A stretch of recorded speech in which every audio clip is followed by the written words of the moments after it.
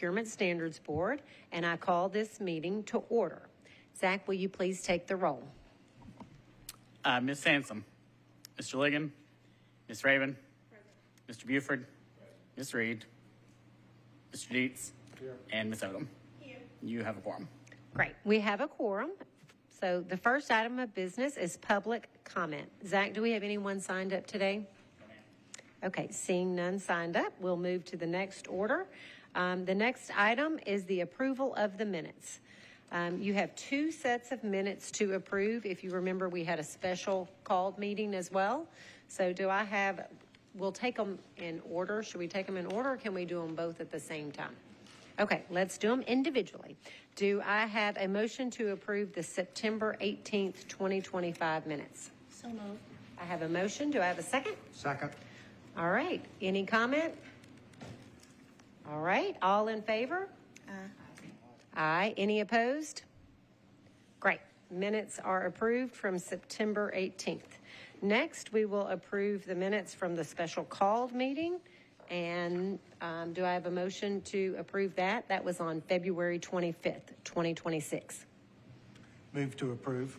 Do I have a second? Second. All right. I have a motion and a second. Any comments? All right. All in favor?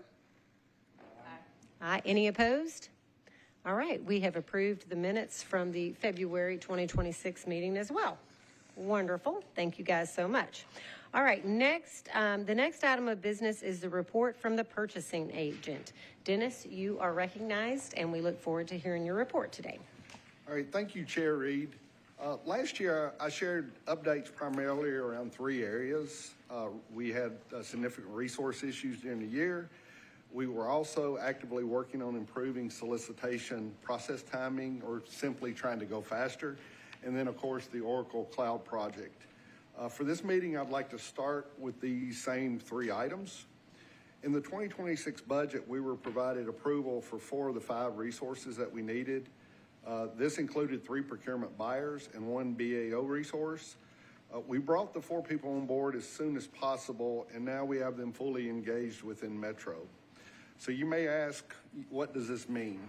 So it means that we now have the capability to implement the improvements that we've been working on for the past 2 years, which I've shared with the board. For example, last year our team floated somewhere around 18 to 20 solicitations per buyer, which is very high. The NIGP benchmark is around 12 to 13, which is now the target. So 12 is now our target that we would like to maintain and be able to meet the additional metrics that we have in your packet. So in the Q2 dashboard that's in your packet, it now shows that we're actually at 12. So that's a good news story for us. I also have another, I'm going to call it a proud papa moment to share as well. And for background, we started a cycle time improvement Kaizen activity in June of 2024. And I will adjust the slide. It took the team over 18 months to develop what we're calling the Metro 180-day solicitation target. This slide is a summary of all the work that we did. I know it seems a little bit busy, but I wanted to make it very colorful. This one-page summary has somewhere between 200 and 300 pages of documentation of all the meetings we had and all the inputs that we got, which also included working with some of our departments on things that they saw on their side. The one thing that I want to really make reference to is that although we own the entire process, we only have control of a portion of it. So what we've got represented in green shows you the areas where no doubt procurement's in the lead. When you get over to the yellow side, this is where it goes into the other areas. It's supplier negotiations, it goes for legal reviews, it goes to Metro Council approval, DocuSign, which we really don't control. So what we did in creation of the target is basically went item step by step through the 7-step process and then applied basically days to it. And we have a 10-day cushion that we had. So ultimately, this is the way we created this. Once the team realized that we could do it, so it's one of those things to where when you start out and you say, well, right now we're at 400 days or 350 days. 180 days seems like a very severe target, but as we went through and started looking step by step where we were losing time, we realized we could actually do this with the resources on board. So I want to thank Chair Reed and also Metro for providing the resources. And as you will see in the Q2 packet, we're actually starting to meet the timing. It's actually starting to shift. And so I will actually go to my next slide, and this is where my proud papa moment comes in. This is the TV that's right outside of Lindsley, right outside our office. And so I think I'm one that was raised that once you publicly start sharing your metrics, it becomes an important item. It shows everyone what you're trying to achieve. And then one of my favorite sayings that comes from the automotive industry, and there's several people that say they're responsible, but you can't manage what you can't measure. And so I think this is a really good story for us, and we look forward to hitting that. No doubt we're getting, the departments are noticing some of the collaboration and the improved timing that we have from that as well. Oracle Cloud Project, I'd like to cover that really quick. So we were fortunate to have experienced leadership on this project. The Oracle Cloud Project launched on January 2nd of this year. Terry Ray has been on the project from its inception in January of 2024 and is still supporting the procurement side of the lead as the lead on the project. Scott Ferguson was added to support in October 2025 and has been leading the training initiative, which right now is by far the most important initiative that we have is basically getting everybody comfortable and trained. This project included a design phase and 3 different rounds of testing. With each testing round had over 1,000 test strips, which is a significant amount of work. And then all testing phases were completed with little to no issues. Numerous communications went out to department users. With any successful project, you got to make sure that your communication plan is intact. And no doubt, Terry and Scott created a very vigorous communication plan along with what went out from Director Reed and the finance team's perspective as well.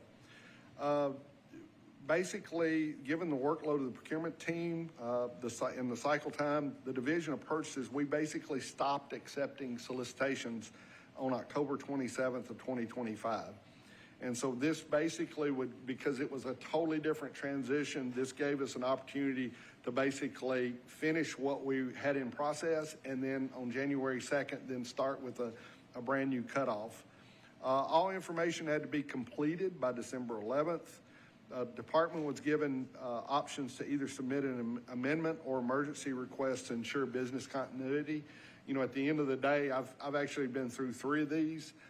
Keeping the business running is the #1 priority as you go through it, right? So there's always fear of loss of data and things like that. But at the end of the day, you know, we don't want the taxpayers to see any kind of negative problems related to the changeover.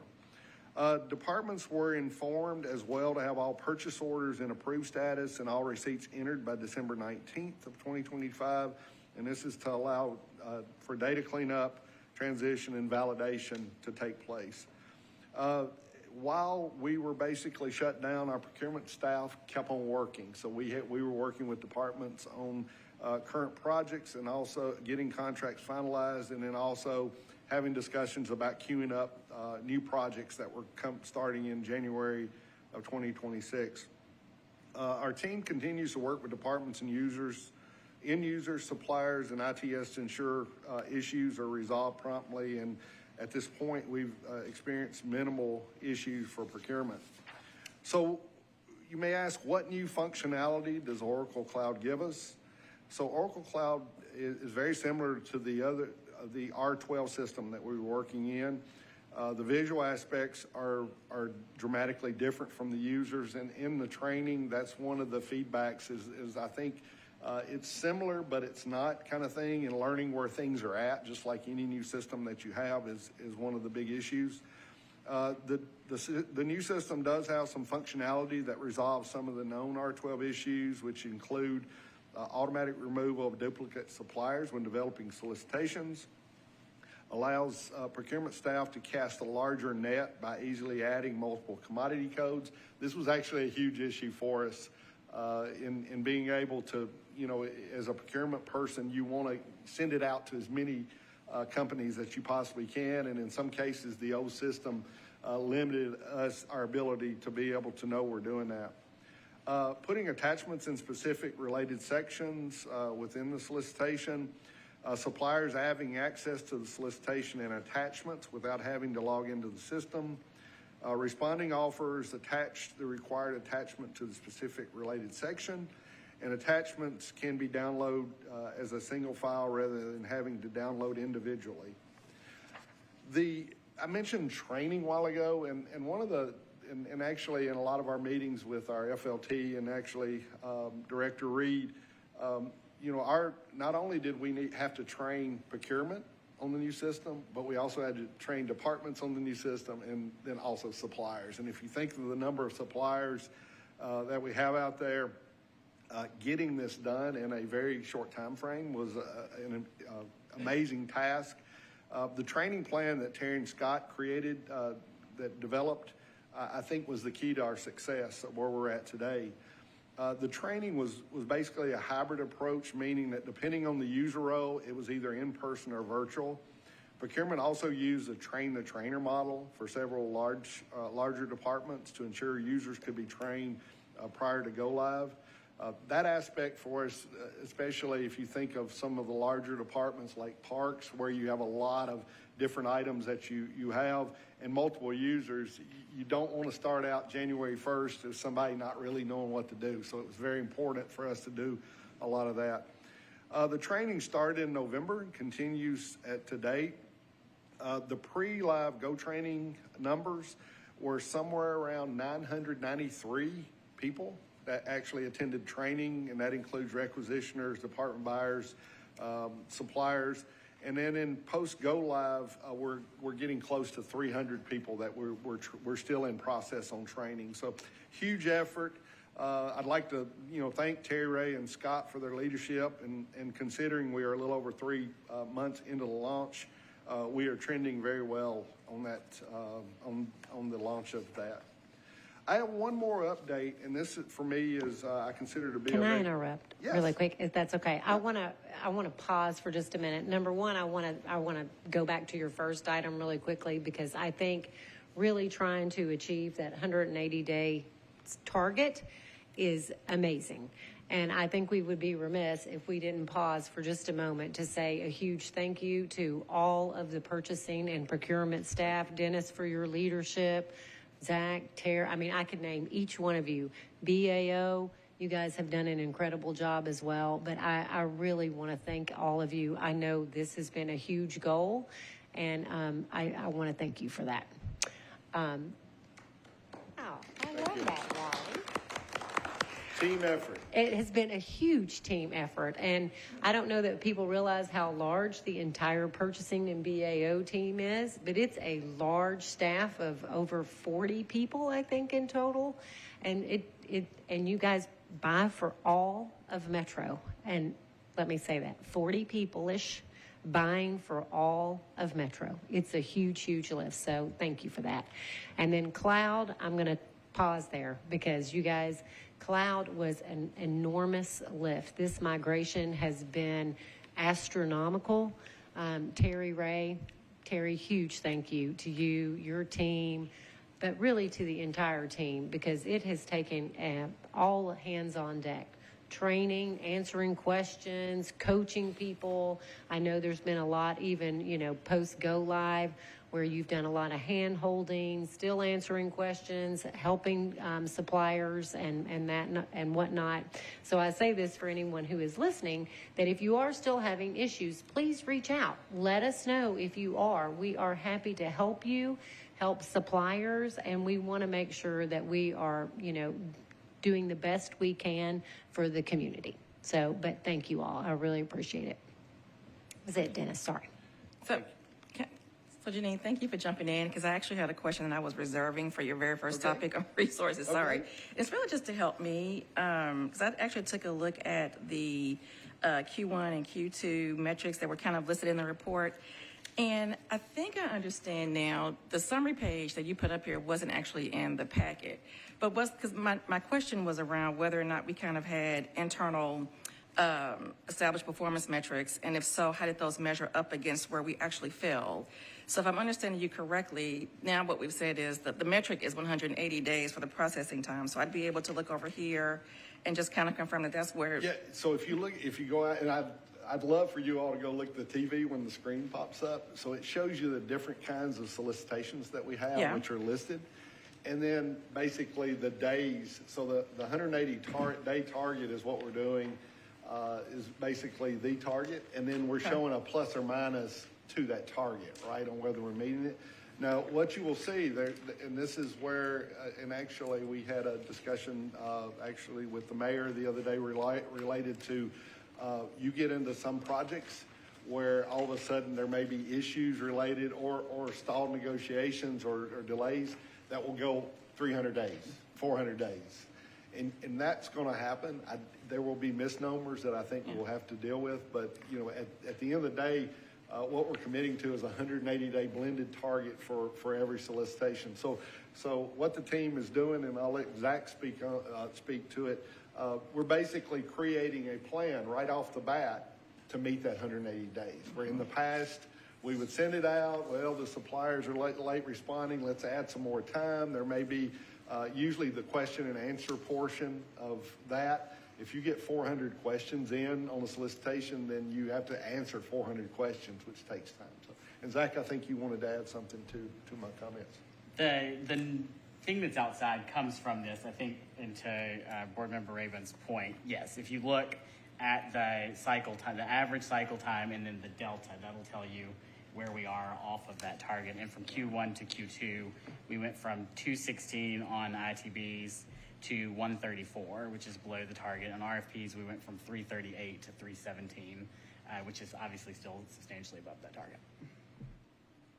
Ben, thank you for that explanation. I will just say I second what Janine said. That's awesome.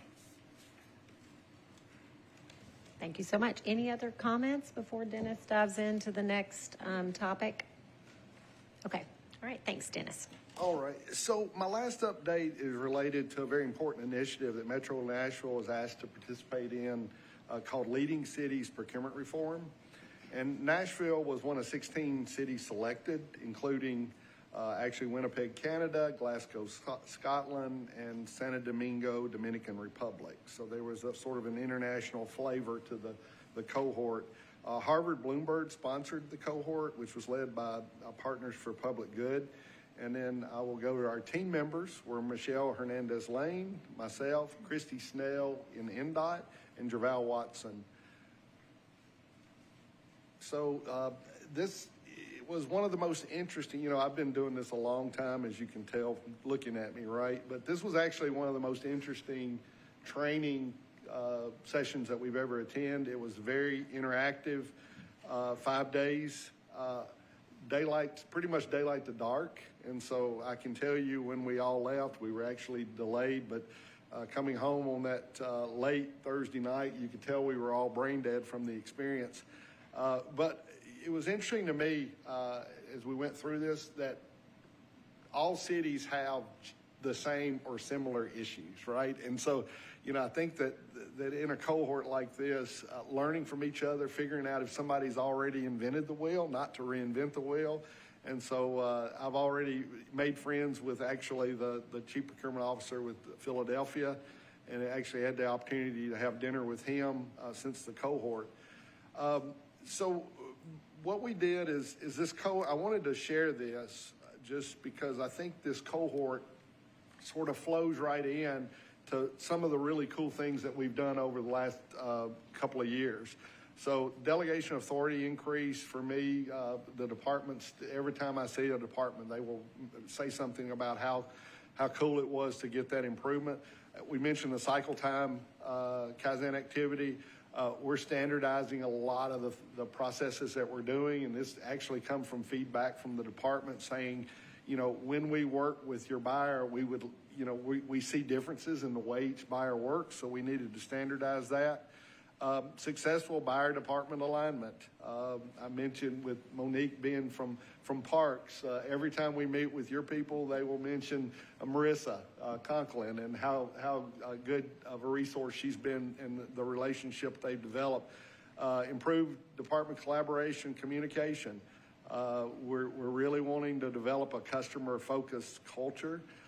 Creation of new training methods. I think the hybrid method that Terry and Scott created for Oracle is an example of that. The onboarding of the new resources was a huge positive for us. And then last June, we were awarded the National Institute of Government Procurement. It's called the QPBD accreditation, which only a few entities in North America have received this. And then last year, we actually had a really good Metro Council working group that had recommendations that came out of that. So I go over this just because, one of the things that motivates us, as we all get really, really busy, but we forget that we're plowing some good ground. I'm sorry for using that, Michelle Lane, but I'm an old farm boy. And you want to recognize it, right, as you go through. You want to recognize the wins that you have. And although everything we do is not a win, and we will have misfires, lessons learned from that and moving forward as we go through that. So getting into the actual challenge, so I'll sort of read this. So each year, Nashville spends $2+ billion on goods and services. And so one of the things that comes out of this is that we might send per our system, and the one that jumps out at me is manhole covers. So you would think manhole covers is something that there's 100 companies out there across the United States that actually can supply it. We sent it out to 596 suppliers, and we got one response. And so I used that sort of as my benchmark for this. This happened actually right before this activity. And so I used that as my poster child for this, saying, okay, what can we do to figure this out? We need more competition, right? And so the world that I come from, competition drives cost, it drives performance improvements. Everything that you do, your delivery, everything that you do is related to having good performance. And so basically, our goal was to figure out how to improve this condition. So our public value proposition, as I mentioned, low response rate, because taxpayers deserve value optimization. So better goods and services for lower cost. We want to reduce, your budgets that you receive, you work hard to get those budgets. Well, you want to stretch those dollars as far as you possibly can. And then also new businesses deserve growth opportunities. So, we want to make sure if someone wants to do business with Nashville, we give them every opportunity to do so. We'll do so by simplifying the procurement process, improving coordination with departments, and expanding vendor outreach. So over on the we will do so, I call these our 3 work streams that we've developed. Our North Star goal is to increase the number of responses across all solicitations by 25%. So also in your dashboard, you will see that we actually track the responses that we're getting per solicitations. And so we are actually going to track ourselves in this same initiative as we go through it to see how much we can actually improve that. So we'll do this through procurement cycle times. One of the complaints that we will get is sometimes the process is too long for suppliers, so they will want to seek out other business. And so we want to get as much feedback as we possibly can going through this. Vendor satisfaction, do they like doing business with Metro? And then the number of new contracts winning business. As I mentioned, simplifying the solicitation language and structure, we've actually created a cross-functional team within procurement to look at this. As we branch out, we're going to get department input on this as well. And then we're also going to get, I think we decided on 8 maybe outside suppliers from different areas to actually come in, help us develop solicitations that are streamlined, they're easy to read and easy to respond to. Forecasting, I want to mention that because And actually, we had an interesting meeting earlier today with a company that needed to invest $16 million in Nashville. And so their thing is, well, if I'm going to spend this money, I need to know that my contract's longer than the length of term that we actually had. And I use that as a good example. In the automotive industry, you're usually forecasting out 3 to 5 years on all the different models that are coming to your plants. And then the suppliers know this. This is public knowledge, and then it helps them to make decisions on making investment in your area as well. The next one, improve coordination with departments. The idea of a sourcing coordinator was created. We currently, within Metro, have some departments that already have a person that's sort of filling that role, even though they have different names. I look at this person being an air traffic controller for that department in all things related to procurement. So one area that we have, one problem area that we have is usually when we don't have a sourcing coordinator is that every time we do a solicitation for that department, you will see there's a learning curve for that individual you're actually working with, which slows down the process, right? And so we, in this program that we're looking to create, will develop a training pertaining to that.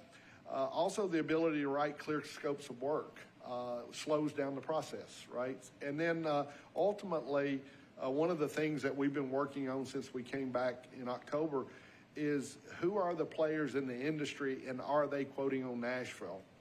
And that's where I bring our business development team, and Jerval is connected into how we go about finding these companies when the time comes. So for this sourcing, you have a question? I'm sorry. Yeah, sorry, just really quickly.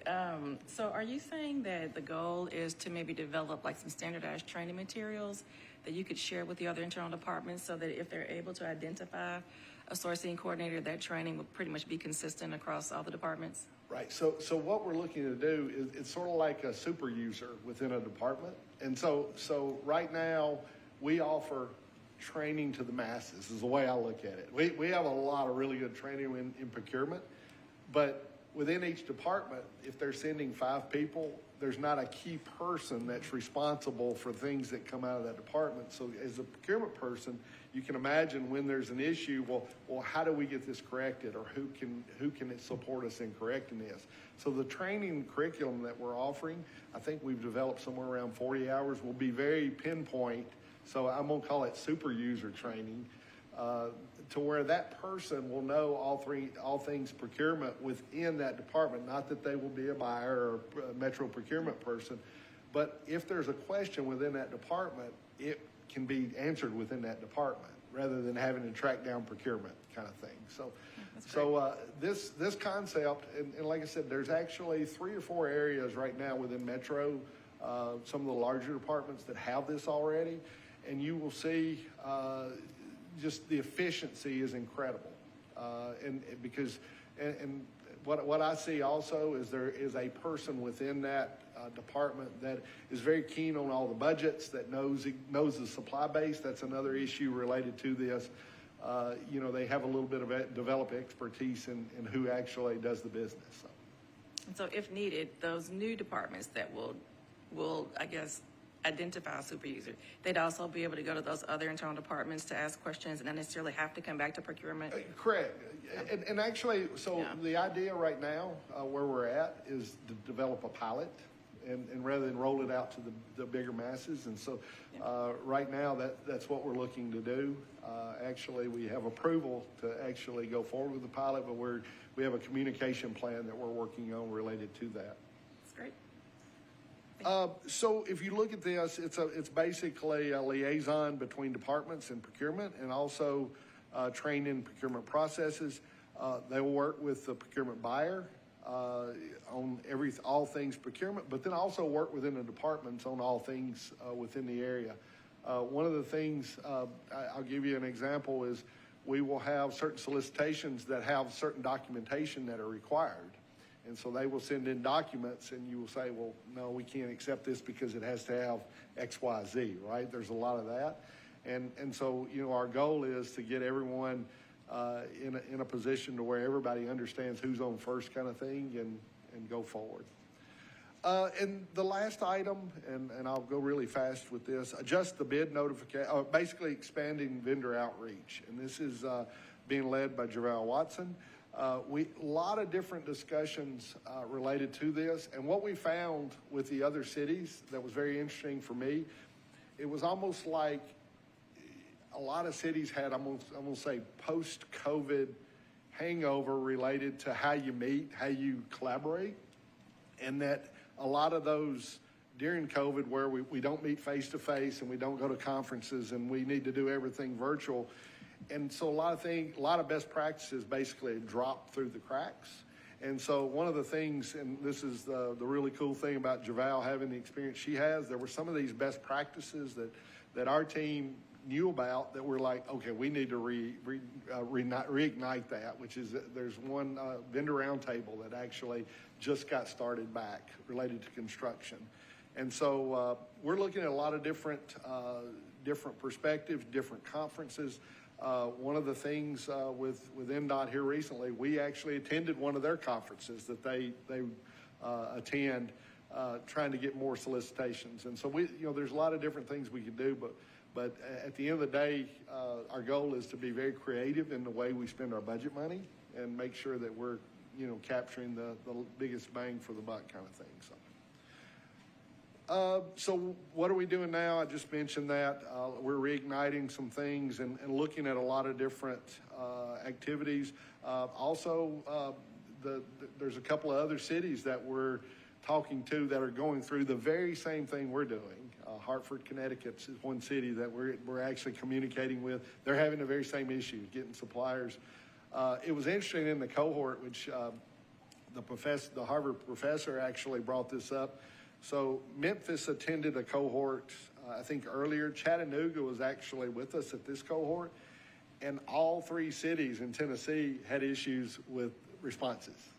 And so that was one of the things that we brought up is, we're a busy state. We don't realize just how busy we are, but we need investment. We need companies to come in and drive our competitiveness.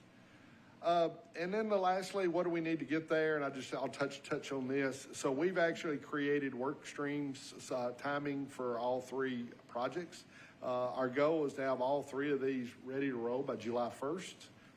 The pilot for the sourcing coordination and then simplification, we've already started having a meeting cadence with that. And so we've developed timing on how we want to get there with the idea that ultimately we'll be in a good place to actually capture that July 1st when the new year starts. And that being said, does anybody have any questions? I went really fast, but anybody have any questions, comments, concerns? Questions? Okay. I think the work that you guys did at Harvard Bloomberg and this concept of improving, I'm going to call it kind of a customer experience, if you will, when you go to purchase from Metro will really help drive the number of vendors who want to do business with Metro. And so really excited about that. I'll use finance. I'm going to go back to your question for just a minute, but I'll use finance as an example. So in finance, we have multiple divisions, and each of those divisions is purchasing on their own. And so when I was chief accountant and I went out to procure our audit services, it was a learning curve for me, right? And I had to pause so many times to educate myself. Where if we had in finance a sourcing coordinator who I could have gone to, they could have, I could have provided scope of work and they could have led me and helped direct me. We could have turned that a lot faster if I had an expert within the finance department who was this sourcing coordinator. So I use that as an example, like if it was in finance, because when you're a person that only procures, every 5 years or every 4 years, well, you forget, even though you go to the annual trainings, if it's not something you live and breathe every day, it's not something that's intuitive to you. So, so I really commend the work. Jerval, very excited about your engagement with the vendors and helping to drive some, customers back to Metro, and really excited about that. But we really believe this is going to be a game changer for Metro. And when we say Metro, it is. It's all of Metro. So, all right. Any other further questions or comments? Okay. Well, if we don't have any other, that's all of our business today. So I will entertain a motion to adjourn. A second? Second. All in favor? Aye. All right. Let's enjoy this beautiful day if you get to go home. And for those who don't, we'll go back to work. Thanks, everybody.